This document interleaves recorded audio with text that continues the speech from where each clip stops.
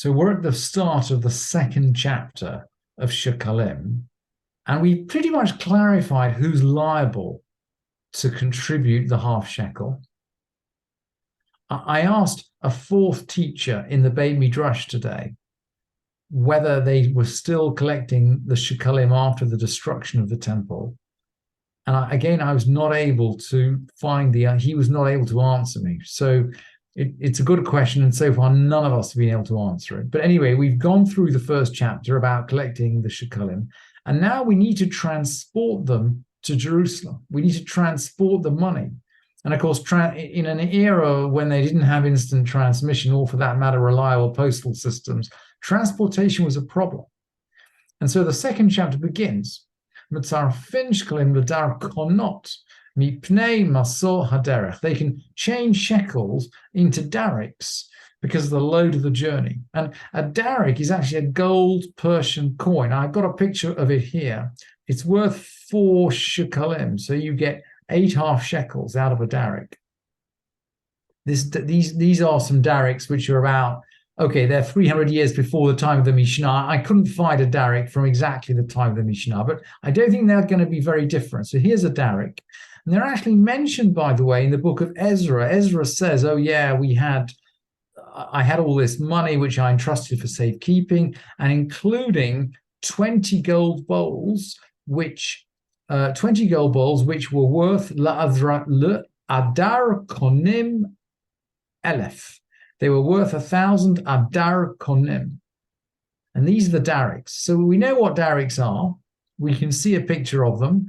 And they're more handy to carry around the shekels because they're 4 shekels to a daric. So we can change shekels into darics. Okay. Kashem shehayu shofarot b'mikdash kach hayu shofarot b'medina. Just as there were, literally shofarot, just as there were shofars in the Mikdash, so there were shofars in the province. And the Rambam says the province, by the way, includes all towns outside Jerusalem. He consistently says that. Well, what is a shofar? Actually, so the Mishnah says shofar. This seems to be a shofar-shaped chest. And again, that's the way the Rambam explains it. And if I actually put it in the translation, maybe that's a bit naughty, but these shofarot are shofar-shaped chests. So they had a little hole at one end, just like a shofar, and they were wide at the bottom.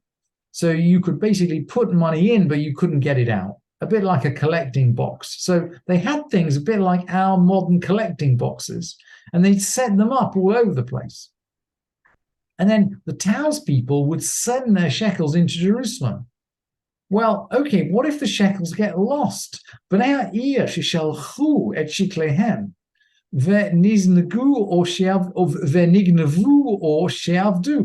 Townspeople send their shekels in and they're stolen or lost. Well, who's responsible? Who is responsible?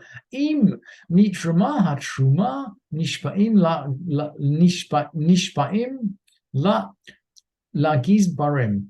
If the appropriation had already been made, the messengers swear to the treasurers. Well, now what is going on here? So we'll learn, when we start the third chapter, we'll learn that the shekels are collected in Jerusalem in a special room. But once the 1st of Nisan comes, or for that matter, the 1st of Tishri, once the critical dates in the financial year come, the shekels are taken out of that special room, and essentially they're released to the treasurers for use.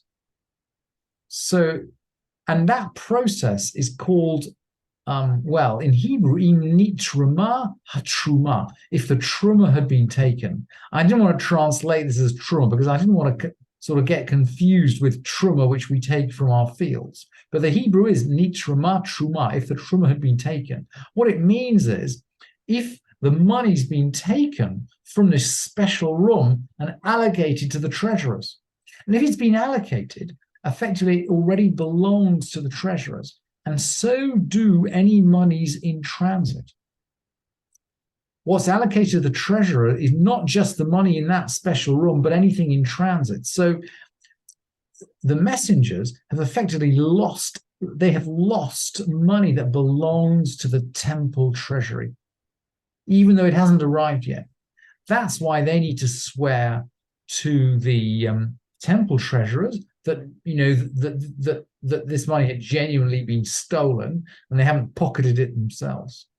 V'im lav, nishba'in livneha. V'im lav, and if the appropriation hadn't taken place, nishba'in livneha, they make the oath to the townspeople. But that's more complicated because, I mean, at the point of stealing, the shekels didn't belong to the temple. So the townspeople are now responsible. And so, and so the townspeople have to provide a second set of shekels in their place. So if they were found, or maybe the robbers brought them back, I think if you were a robber and you've stolen whole shekels, you might be a bit nervous. Now, this is a problem because they're now both consecrated, both the first and the second lot. So they have to both be given. They can't consider them as Shekalim in advance for next year because they are effectively dedicated for this year. What if somebody gave his shekel, kind of a parallel situation, not quite theft, but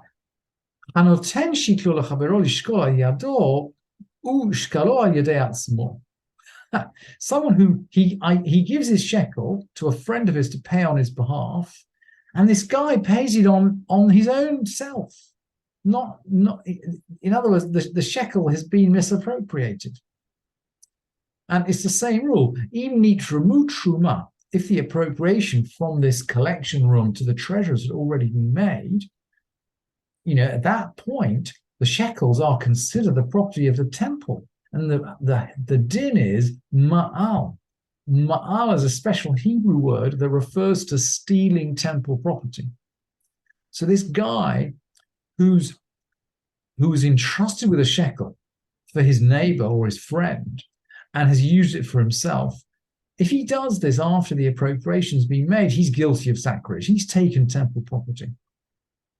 And along the same lines, maybe someone's paid shekel out of money which is already dedicated to the temple. If the appropriation had already been made, if the appropriation had already been made and an animal had been offered, he's guilty of sacrilege because he's taken holy property and he's actually handed it over to the treasurers. Not so much that the Mishnah is not concerned that he's mixing one holy property with another, but what he's doing effectively is taking that holy property and removing from himself the possibility of receiving a charge for paying the shekel. So he's got a personal gain out of shifting around the consecration money. And similarly, midmei maser sheni, midmei shvi'it, yochal kenegdan. If he's used money from maser sheni, which has to be eaten in Jerusalem, he has to eat yochal kenegdan. He must eat food equal to its value. In other words, he has to basically buy some food and eat it in Jerusalem for maser sheni, or he needs to buy some shvi'it and eat it according to shvi'it regulations. What if you're gathering coins and you say, okay, I'm collecting these coins for my shekel. And what if you have a little bit left over when you actually buy the shekel at the money changer? So you got surplus coins now. Beit Shammai omrim, motaran l'davar. Beit Shammai say, look, you got any surplus, that is also holy. You have to give it off for a free will offering. Uvet Hillel omrim, motaran chulin. Their surplus is non-sacred. Beit Hillel are always going to be a little bit more laid back, and they'll let you take back the surplus and use that. If you say something different, rather than saying, I'm collecting these for my shekel, if I say, I'm going to bring my shekel from these coins. So when you make the promise, you assume there's going to be surplus. In Hebrew, she'avli mehen l'shikli. I'm going to bring from these coins for my shekel, shavin shemotaran chulin. Everybody agrees that the surplus is chulin, is not sacred. If he says, Elu lechatat, parallel situation, I'm collecting coins and I say, these are for a sin offering. Shavin hamutar nadava. Everybody agrees the surplus is for a free will offering. Because, well, we'll investigate why in the next Mishnah. We'll investigate why tomorrow. She'avi mehen lechatat. If I bring from them for a chatat, shavin she hamutar chulin. Everybody agrees that the surplus is chulin. And the reasoning behind this, we will investigate when we explore the next Mishnah.